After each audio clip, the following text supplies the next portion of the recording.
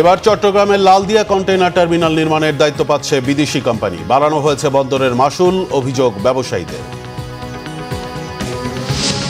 হুট করে ফিনল্যান্ডের আকাশসীমায় রাশিয়ার যুদ্ধবিমান অবস্থান করে 12 মিনিটের মতো, প্রতিহত করে ইতালির যুদ্ধবিমান। দেখছিলেন ক্রাউন সিমেন্ট সংবাদ শিরোনাম, এবার বিস্তারিত।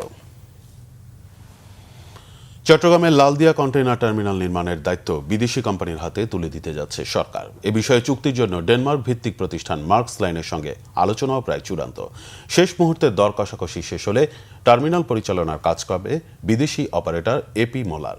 এই সিদ্ধান্তের সাথে চট্টগ্রাম বন্দরের 41% চার্জ বৃদ্ধির হিসাব মেলাচ্ছেন ব্যবসায়ীরা। তাদের অভিযোগ, বিদেশিদের বাড়তি সুবিধা দিতে বাড়ানো হয়েছে বন্দরের মাশুল। জিয়াউল হক সবুজের রিপোর্ট। চট্টগ্রামের কর্ণফুলী নদীর তীরে লালদিয়ার চরে নির্মাণ হতে যাচ্ছে অত্যাধুনিক এলসিটি টার্মিনাল। চট্টগ্রাম বন্দরের সক্ষমতা বাড়ানোর অংশ হিসেবে এরই মধ্যে 2 দফায় 39 একর জায়গা বরাদ্দ দিয়েছে চট্টগ্রাম বন্দর কর্তৃপক্ষ। লালদিয়ার টার্মিনাল হবে পিপিপির ভিত্তিতে, আর তাই পিপিপির নিয়োগ দেয়া আইএফসির পরামর্শেই চলতি সপ্তাহেই চূড়ান্ত সিদ্ধান্তের পথে বন্দর কর্তৃপক্ষ। সবকিছু ঠিক থাকলে এপি মোলারের সঙ্গে বন্দরের পরিচালনায় যুক্ত হতে যাচ্ছে এদেশের লোকাল পার্টনার ক্ষমতাচ্যুত প্রধানমন্ত্রী শেখ হাসিনার ঘনিষ্ঠজন নুরুল কাইয়ুম খানের প্রতিষ্ঠান কিউএনএস টার্মিনাল সার্ভিসেস। একটা ফরেন অপারেটর এখানে আমাদের এই টার্মিনালটা বানাবে, সেটা হচ্ছে এপিএম টার্মিনাল। কনস্ট্রাকশনের কাজটা কারা করবে না করবে সেটা পরবর্তীতে, আপাতত তাদের সাথে আমাদের একটা চুক্তি হবে। এটা ট্রানজ্যাকশন অ্যাডভাইজার অলরেডি রিপোর্ট দিয়ে দিছে এবং সেটার উপরে নেগোসিয়েশন কার্যক্রম চলমান আছে। সেই নেগোসিয়েশন শেষ হলেই তাদের সাথে আমাদের একটা ফর্মাল চুক্তি হবে। যারা নির্মাণ করবে এরাই তো টার্মিনাল এটা বিউটি ভিত্তিতে পরিচালনা করবে, ওরা বিল্ড করবে, ওরা অপারেট করবে এবং একটা সার্টেন পিরিয়ডের পরে সেটা আবার হ্যান্ডওভার করবে। উন্নত যন্ত্রপাতি ও প্রযুক্তি ব্যবহারের আশায় বন্দরটিতে বিনিয়োগের পরিকল্পনা রয়েছে প্রায় $80 কোটি। তবে এ খবরে খুব একটা সন্তুষ্ট নন ব্যবসায়ীরা। তাদের অভিযোগ, ভালো অঙ্কের মুনাফা করার পরও শুধু ডিপি ওয়ার্ল্ড বা এপি মুলারকে বাড়তি সুবিধা দিতেই বাড়ানো হয়েছে বন্দরের সেবার মাশুল। হয়তো বিদেশি কোম্পানিরা নিবে, তারা নেওয়ার পরে রেট বাড়লে এটা খারাপ দেখাবে। এখন থেকে আগের থেকে রেট বাড়ায় দিলে তাদের জন্য সুবিধাটা হবে এবং তারা হয়তো আগের রেটে কাজ করতে আগ্রহী না, এরকমও আমরা শুনতে পাচ্ছি। এখন কি কারণে রেটটা বাড়ানোর প্রস্তাবনাটা আসলো? কারণ আগে যারা হ্যান্ডেল করতো তারা তো রেট বাড়ানোর কোনো প্রস্তাবনা দেয় নাই, এখন তো নেভি সরকার চালাচ্ছে।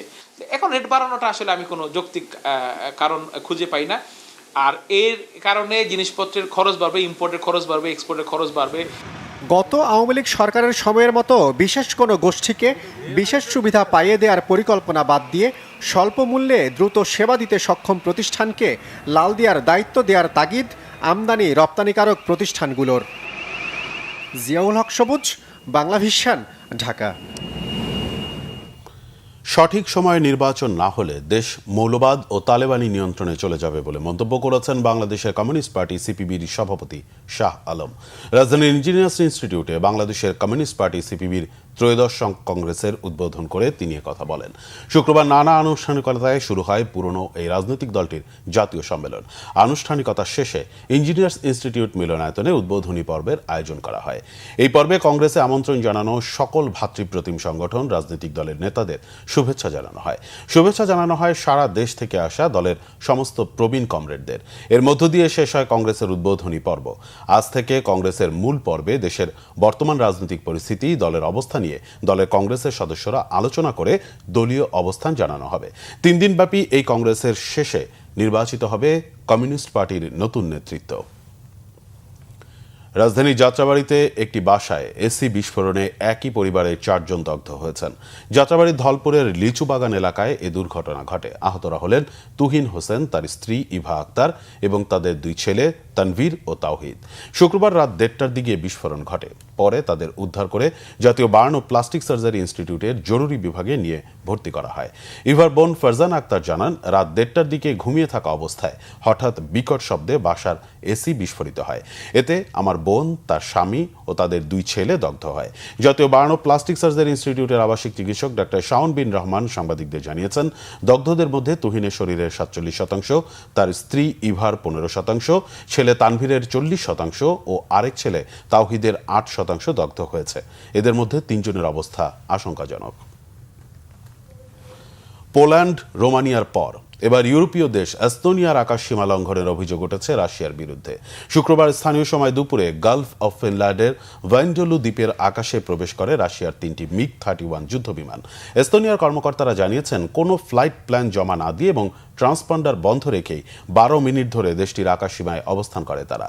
এ সময় অঞ্চলটির এয়ার ট্রাফিক কন্ট্রোলের সঙ্গে কোনো যোগাযোগও রাখেনি রুশ পাইলটরা। ন্যাটোর মিশনে থাকা ইতালীয় বিমান বাহিনীর যুদ্ধবিমান দ্রুত সাড়া দিয়ে ওই রুশ বিমানগুলোকে প্রতিহত করে। ন্যাটো মুখপাত্র অ্যালিসন হার্ট ঘটনাটিকে রুশ সরকারের বেপরোয়া আচরণ হিসেবে মন্তব্য করেন। বলেন, এ ঘটনায় ন্যাটো দ্রুত তার প্রতিক্রিয়া জানাবে। এস্তোনিয়ার পররাষ্ট্র মন্ত্রণালয় অভিযোগ তুলে বলেছে, প্রতিনিয়ত সীমান্তে পরীক্ষা ও আগ্রাসন বাড়িয়ে চলেছে রাশিয়া, যার জবাব দিতে রাজনৈতিক ও অর্থনৈতিক চাপ বাড়ানো উচিত। এস্তোনিয়ার দাবি, চলতি বছর এস্তোনিয়ার আকাশসীমা 4 বার লঙ্ঘন করেছে রাশিয়া। তবে রাশিয়া এস্তোনিয়ার আকাশসীমা লঙ্ঘনের অভিযোগ নাকচ করেছে। রুশ প্রতিরক্ষা মন্ত্রণালয় বলছে, আন্তর্জাতিক নিয়ম মেনেই তাদের যুদ্ধবিমান উড়াল সম্পন্ন করেছে। ভিডিও অ্যাপ টিকটকের ভাগ্য নির্ধারণের লক্ষ্যে যুক্তরাষ্ট্রের প্রেসিডেন্ট ডোনাল্ড ট্রাম্প ও চীনের প্রেসিডেন্ট শি জিনপিং এর মধ্যে ফোন আলাপ হয়েছে। শুক্রবার বহু কাঙ্ক্ষিত এই আলোচনায় দুই বিশ্ব নেতা টিকটকের পাশাপাশি দুদেশের মধ্যে বাণিজ্য নিয়েও আলোচনা করেন। প্রেসিডেন্ট হিসেবে দায়িত্ব নেওয়ার পর চীনা প্রেসিডেন্টের সঙ্গে এটা ট্রাম্পের দ্বিতীয় ফোন আলাপ। আলোচনার বিষয়ে বিস্তারিত কিছু জানানো না হলেও বিশ্লেষকদের ধারণা, টিকটকের মালিকানা হস্তান্তর নিয়ে চূড়ান্ত চুক্তি ও দুই দেশের মধ্যে শুল্ক নীতি নিয়ে আলোচনা হয়েছে। এর আগে বৃহস্পতিবার ফক্স নিউজকে দেয়া এক সাক্ষাৎকারে ট্রাম্প বলেন, টিকটক ও বাণিজ্য নিয়ে দেশ দুটি একটি চুক্তির খুব কাছাকাছি আছে। চীনের সাথে যুক্তরাষ্ট্রের ভালো সম্পর্ক বলেও মন্তব্য করেন ট্রাম্প। গেল 5 জুন মার্কিন প্রেসিডেন্ট ট্রাম্প জানান, প্রেসিডেন্ট শি তাকে চীন সফরের আমন্ত্রণ জানিয়েছেন। পাল্টা আমন্ত্রণে ট্রাম্প ও শি জিনপিংকে যুক্তরাষ্ট্র সফরের আহ্বান জানান। ক্রিকেট। আজ শুরু হচ্ছে এশিয়া কাপের সুপার 4-এর লড়াই। প্রথম ম্যাচেই মুখোমুখি হচ্ছে বাংলাদেশ ও শ্রীলঙ্কা। দুবাইয়ে বাংলাদেশ সময় রাত 8:30টায় শুরু হবে ম্যাচটি। বৃহস্পতিবার আফগানদের বিপক্ষে শ্রীলঙ্কার জয়ে সুপার 4-এর টিকিট পেয়েছে বাংলাদেশ। সেদিন সুপার 4-এ ওঠার সহজ সমীকরণ মেলাতে লঙ্কানদের জয় কামনা করেছিল বাংলাদেশ। একদিনের বিরতিতে সেই শ্রীলঙ্কার বিপক্ষেই এবার মাঠে নামছে লিটন দাসরা। লঙ্কান সিংহদের বধের পরিকল্পনায় অনুশীলনে ব্যস্ত সময় পার করছে টাইগাররা। এদেশের ক্রিকেট ভক্তরাও প্রহর গুনছেন শ্রীলঙ্কার বিপক্ষে বাংলাদেশের জয়ের। গ্রুপ পর্বে সুপার 4-এ উঠে এশিয়ার সেরা 4 দল। গ্রুপ এ থেকে দ্বিতীয় রাউন্ডের টিকিট কেটেছে দুই চির প্রতিদ্বন্দ্বী ভারত ও পাকিস্তান। গ্রুপ বি থেকে শ্রীলঙ্কা ও বাংলাদেশ। সুপার 4-এ প্রতিটি দলই একে অন্যের সঙ্গে মোকাবেলা করবে, যদিও পারফরমেন্সের বিচারে 4 দলের মধ্যে অনেকটাই পিছিয়ে বাংলাদেশ। বি গ্রুপের 3 ম্যাচে জিতে সেরা 4-এ জায়গা করে নিয়েছে শ্রীলঙ্কা। বাংলাদেশ 2টি জয় পেলেও অপেক্ষায় থাকতে হয়েছে লঙ্কানদের বিপক্ষে আফগানদের পরাজয়ের। গ্রুপ পর্বে এই লঙ্কার বিপক্ষে খুব সহজেই ধরাশায়ী হয়েছে বাংলাদেশ। এই ছিল এখনকার মতো। পরের সংবাদ দুপুর 2টায়। এর আগে 1টায় রয়েছে নিউজ টপ 10 দেখার আমন্ত্রণ রয়েছে। এছাড়া বাংলা ভিশন সংবাদ ও সংবাদ সংশ্লিষ্ট অনুষ্ঠান দেখতে ভিজিট করুন www.bvnews24.com ও facebook.com/banglavisionnews এবং সাবস্ক্রাইব করুন youtube.com/banglavisionnews। ধন্যবাদ।